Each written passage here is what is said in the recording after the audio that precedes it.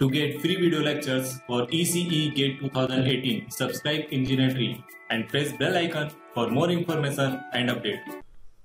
Hello everyone, welcome to Engineer Tree. मैं हूं सुमित। आज के इस वीडियो में हम डिस्कस करेंगे properties of Fourier transform.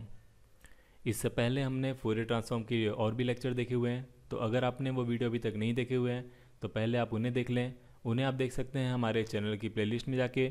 Channel की प्लेलिस्ट में आपको अदर सब्जेक्ट के वीडियोस भी मिल जाएंगे, तो आप उन्हें भी वॉच कर सकते हैं। अगर आप PDF नोट डाउनलोड करना चाहते हैं तो मैं आपको बता दूं कि आप हमारे ब्लॉग एड्रेस पे जाके उसे डाउनलोड कर सकते हैं। ब्लॉग एड्रेस की लिंक आपके सामने डिस्प्ले हो रही होगी अभी। नीचे डिस्क्रिप्शन में भी मैंने इसकी लिंक दी हुई है, वहाँ से भी जाके आप PDF नोट्स डाउनलोड कर सकते हैं। अभी हमने माइक्रो प्रोसेसर के लिए PDF नोट्स अपलोड किए हुए हैं, कंप्लीट नोट्स हैं वो, आप जाके उसे डाउनलोड कर लें। इसी के साथ साथ हम इस ब्लॉग पे इंग्लिश के लिए भी कुछ पोस्ट अपलोड करते हैं डेली बेसिस पे, तो मैं चाहूँगा आप डेली बेसिस पे इस ब्लॉग पे विज़िट करें एंड वहाँ पे जो भी पोस्ट हम लोग अपलोड करते हैं उन्हें रीड करें। तो चलिए स्टार्ट करते हैं प्रॉपर्टीज़ ऑफ फोरियर ट्रांसफॉर्म। सबसे पहले हम डिस्कस करेंगे लीनियरिटी प्रॉपर्टी के बारे में। ना व्हाट इज़ लीनियरिटी, मैंने अपने एक वीडियो में ऑलरेडी इसको एक्सप्लेन किया हुआ है।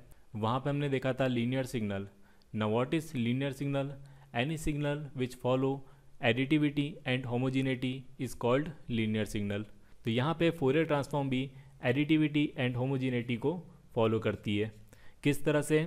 फॉर एग्जांपल, अगर हमारे पास एक सिग्नल है x1t, जब हम इसका फोरियर ट्रांसफॉर्म फाइंड करेंगे तो हमारे पास फोरियर ट्रांसफॉर्म निकल के आएगा x1 ओमेगा।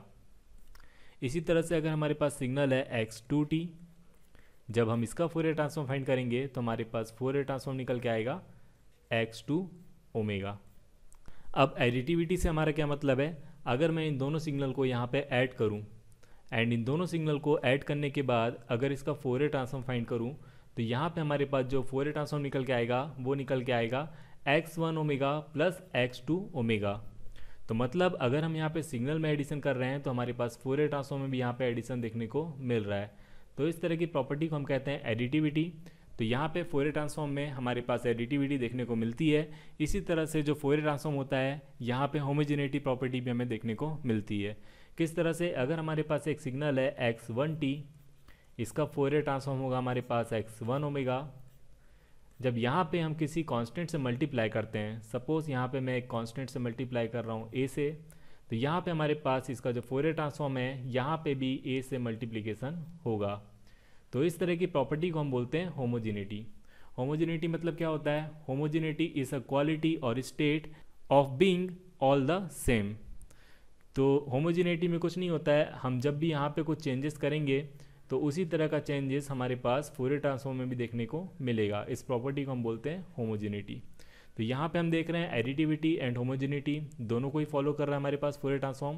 तो यहाँ पे हमारे पास फोरियर ट्रांसफॉर्म में लीनियरिटी प्रॉपर्टी देखने को मिलती है। अब इस प्रॉपर्टी को हम यूज़ किस तरह से करते हैं क्वेश्चन को सॉल्व करने के लिए, चलिए वो भी देख लेते हैं। फॉर एग्जांपल, हमें किसी सिग्नल का फोरियर ट्रांसफॉर्म फाइंड करना है। सपोज हमारे पास एक सिग्नल है इस तरह से, सपोज इस तरह से, एंड यहाँ पे इस सिग्नल के लिए हमें इसका फोरियर ट्रांसफॉर्म फाइंड करना है। सपोज यहाँ पे हमारे पास ड्यूरेशन है फ्रॉम -2 to +2 एंड यहाँ पे इसका जो एम्पलीट्यूड है, यहाँ पे एम्पलीट्यूड ले लेते हैं हम 4 एंड यहाँ पे हम एम्पलीट्यूड ले लेते हैं 2। अब इस कंप्लीट सिग्नल के लिए हमें फोरियर ट्रांसफॉर्म फाइंड करना है, तो हम किस तरह से फाइंड करेंगे?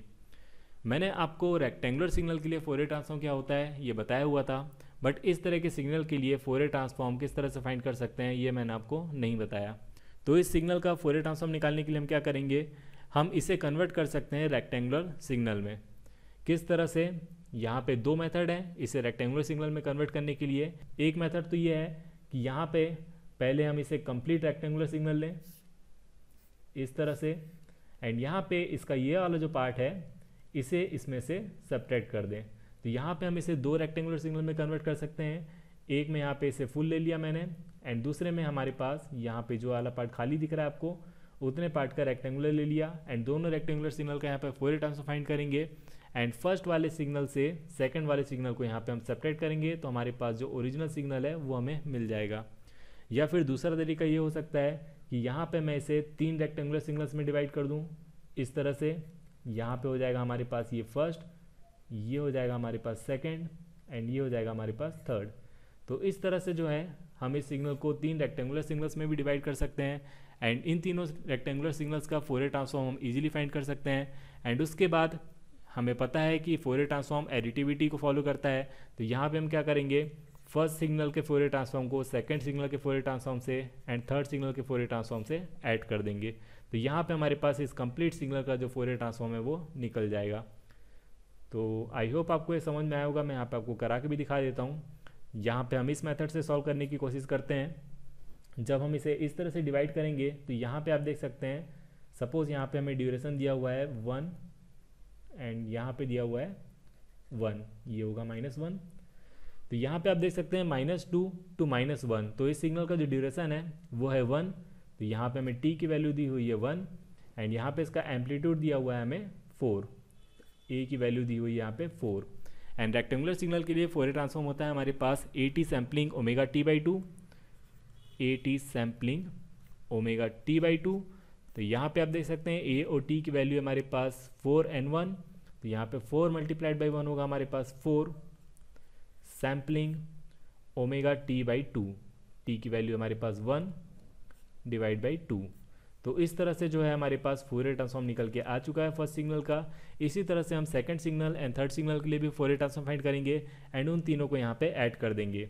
सेकंड सिग्नल का फोरियर ट्रांसफॉर्म होगा हमारे पास, ड्यूरेशन है हमारे पास यहाँ पे -1 to 1, यानी कि यहाँ पे ड्यूरेशन है हमारे पास 2 एंड यहाँ पे एम्पलीट्यूड देख सकते हैं आप, एम्पलीट्यूड भी हमें दिया हुआ है 2। तो a की वैल्यू है हमारे पास 2 एंड t की वैल्यू भी हमारे पास 2, तो at होगा हमारे पास 4 सैम्पलिंग ओमेगा t / 2, t की वैल्यू है 2 तो 2 / 2, 2 से 2 कैंसिल आउट हो जाएगा।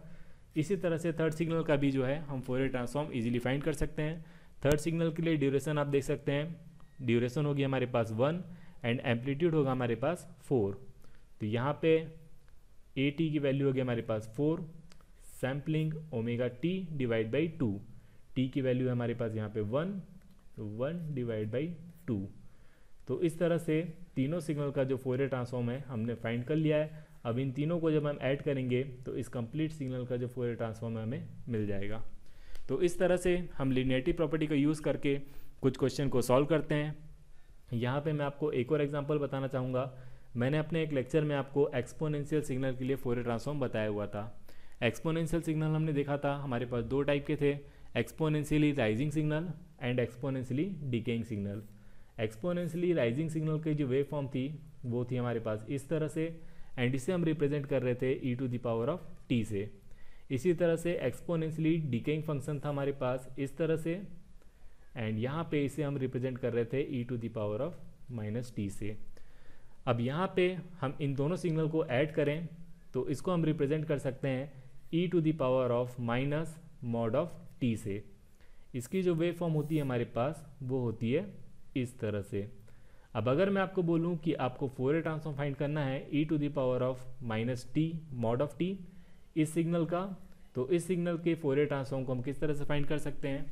तो इस सिग्नल के फोरियर ट्रांसफॉर्म को फाइंड करने के लिए हम क्या करेंगे, अभी आपने देखा ऊपर ये जो सिग्नल है हमारे पास इन दोनों सिग्नल का एडिशन है एंड हमें पता है कि जो फोरियर ट्रांसफॉर्म होता है वो एडिटिविटी को फॉलो करता है एंड यहाँ पे हमें इन दोनों सिग्नल का फोरियर ट्रांसफॉर्म पता है। तो यहाँ पे हमें कुछ नहीं करना होगा, इन दोनों सिग्नल के फोरियर ट्रांसफॉर्म को ऐड करना होगा।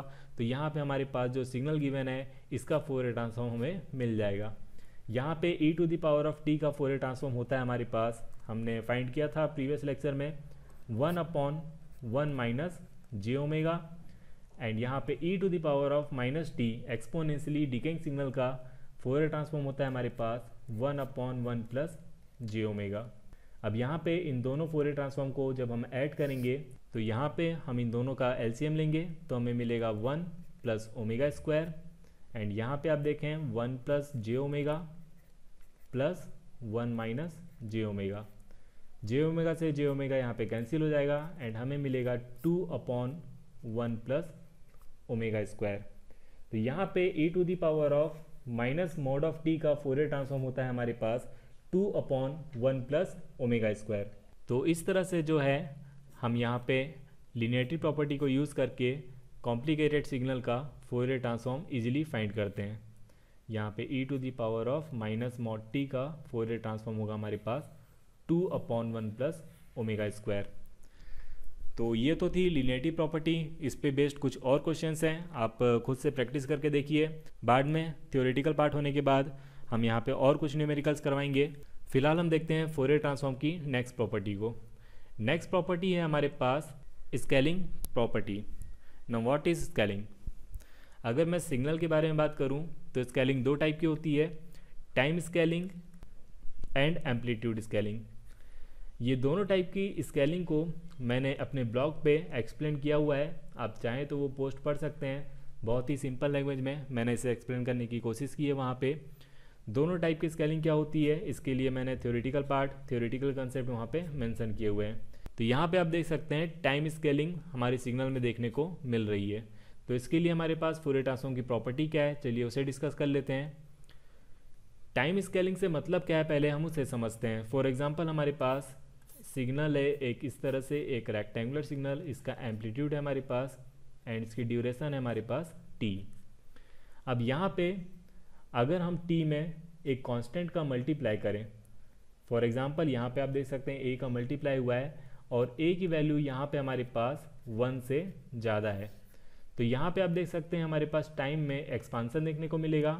टाइम जो है हमारे पास बढ़ जाएगा, तो हमारे पास जो सिग्नल की वेव फॉर्म है वो कुछ इस तरह से बनेगी। फॉर एग्जांपल यहाँ पे हम 2 से मल्टीप्लाई करते हैं तो हमारा जो ड्यूरेशन है वो हो जाएगा 2t। तो यहाँ पे आप देख सकते हैं टाइम डोमेन में हमें सिग्नल में एक्सपांसन देखने को मिल रहा है।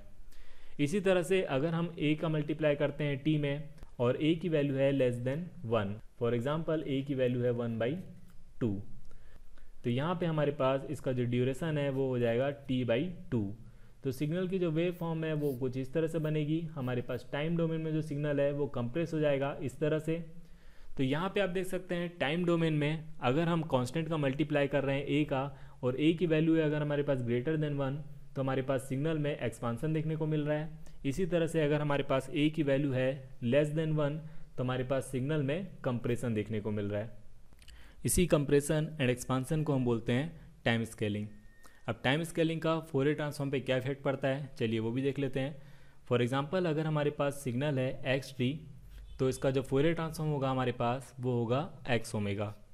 अब यहाँ पे आप देख सकते हैं यहाँ पे स्केलिंग की हुई है, यहाँ पे जो t है उसका मल्टीप्लिकेशन हुआ है यहाँ पे a से। तो जब भी सिग्नल में टाइम स्केलिंग हो तो उसका जो फोरियर ट्रांसफॉर्म है वो हमें मिलेगा इस तरह से। अगर यहाँ पे a का मल्टीप्लाई हुआ है तो यहाँ पे इसके फोरियर ट्रांसफॉर्म में ओमेगा डिवाइड बाई a हो जाएगा एंड यहाँ पे x ओमेगा बाई a को हम यहाँ पे डिवाइड करेंगे मॉड ऑफ a से। तो जब भी स्केलिंग हो x a t, तो इसका जो फोरियर ट्रांसफॉर्म होगा हमारे पास वो होगा 1/mod of a x omega by a। यहाँ पे याद रखना है mod of a, very important, क्योंकि अगर यहाँ पे आप इसे मिस कर देंगे तो यहाँ पे आपका जो आंसर है वो गलत होगा एंड गेट के पेपर में आपका जो आंसर निकल के आएगा वो मैच भी हो जाएगा। तो यहाँ पे अक्सर गलती होती है, तो इसे जो है अच्छे से याद रखना है आपको। अब टाइम स्केलिंग प्रॉपर्टी को हम किस तरह से यूज़ करते हैं, चलिए मैं आपको वो भी बता देता हूँ। फॉर एग्जाम्पल अगर हमारे पास एक सिग्नल है e⁻⁻⁻at ut, इस सिग्नल का हमें फोरियर ट्रांसफॉर्म फाइंड करना है। तो इस सिग्नल का फोरियर ट्रांसफॉर्म क्या होगा, यहाँ पे इस सिग्नल का फोरियर ट्रांसफॉर्म क्या होगा मैंने अभी तक आपको नहीं बताया हुआ है, लेकिन यहाँ पे हमने एक्सपोनेंशियली डिकेइंग सिग्नल के लिए फोरियर ट्रांसफॉर्म डिस्कस किया हुआ था। एक्सपोनेंशियली डिकेइंग सिग्नल होता है हमारे पास e⁻⁻t ut एंड इसका फोरियर ट्रांसफॉर्म हमारे पास निकल के आ रहा था 1/1 + j⍵। अब यहाँ पे आप देख सकते हैं इन दोनों सिग्नल में ये जो सिग्नल है हमारे पास यहाँ पे कुछ नहीं हुआ है, सिंपली a के साथ मल्टीप्लिकेशन हुआ है t में। तो यहाँ पे हमारे पास टाइम स्केलिंग हुई है, तो यहाँ पे सिंपली टाइम स्केलिंग प्रॉपर्टी को यूज़ करेंगे हम और इस सिग्नल का फोरियर ट्रांसफॉर्म फाइंड करेंगे। टाइम स्केलिंग जब भी होती है तो हमारे पास फोरियर ट्रांसफॉर्म होता है x omega by a multiplied by 1/mod of a। तो यहाँ पे हमें कुछ नहीं करना होगा, ये जो फोरियर ट्रांसफॉर्म है हमारे पास एक्सपोनेंशियली डिकेइंग सिग्नल के लिए, इसमें हमें सिंपली ओमेगा में a को डिवाइड करना होगा। तो यहाँ पे मैंने ओमेगा में a का डिवाइड किया और यहाँ पे इससे सिंपली मल्टीप्लाई करना होगा 1/mod ऑफ a से। तो यहाँ पे अब हम इसे सिंप्लीफाई करेंगे। जब आप इसे सिंप्लीफाई करेंगे तो यहाँ पे आप देखेंगे 1/a multiplied by a/a + j⍵ हमें मिलेगा। a से a यहाँ पे कैंसिल आउट हो जाएगा और इस सिग्नल के लिए हमारे पास फोरियर ट्रांसफॉर्म मिलेगा 1/a प्लस जे ओमेगा। तो इस तरह से हमने देखा e to the power of -at ut के लिए हमारे पास फोरियर ट्रांसफॉर्म निकल के आ रहा है 1/a प्लस जे ओमेगा। तो इस तरह से हम स्केलिंग प्रॉपर्टी को यूज़ करके फोरियर ट्रांसफॉर्म इजीली फाइंड कर सकते हैं। यहाँ पे मैं आपको एक इम्पॉर्टेंट कंसेप्ट बताना चाहूँगा। ये जो स्केलिंग होती है, टाइम स्केलिंग, ये सिर्फ टाइम लिमिटेड सिग्नल पे ही इफ़ेक्ट करती है। जो टाइम लिमिटेड सिग्नल नहीं होते हैं उस पर इसका कोई इफेक्ट नहीं होता है। फॉर एग्जांपल UT एक स्टेप सिग्नल होता है। इसकी वेव फॉर्म होती है हमारे पास इस तरह से, जो कि 0 से स्टार्ट होती है एंड ये वेव फॉर्म जो है एक्सटेंड होती है अप टू इन्फिनिटी। तो यहाँ पे आप देख सकते हैं ये एक टाइम लिमिटेड सिग्नल नहीं है हमारे पास। इस सिग्नल में स्केलिंग का कोई भी इफेक्ट नहीं होता है। फॉर एग्जांपल अगर मैं आपको बोलूँ यहाँ पे U2t फाइंड करने के लिए, तो यहाँ पे इसकी जो वेव फॉर्म होगी वो होगी हमारे पास सेम इसी तरह से, क्योंकि यहाँ पे हमारे पास जो सिग्नल है वो टाइम लिमिटेड सिग्नल नहीं है, इसीलिए यहाँ पे हमारे पास टाइम स्केलिंग का कोई भी इफेक्ट नहीं होता है। तो ये तो थी दो प्रॉपर्टीज़ फोरियर ट्रांसफॉर्म के लिए। कुछ और प्रॉपर्टीज़ हमारे पास, ये हम डिस्कस करेंगे नेक्स्ट लेक्चर में। एंड कुछ और क्वेश्चंस देखेंगे, काफ़ी इंपॉर्टेंट है, यहीं से जो क्वेश्चंस है वो देखने को मिलते हैं कॉम्पिटिटिव एग्जाम में।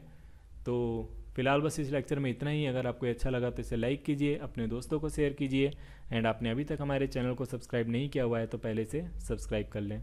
Thank you.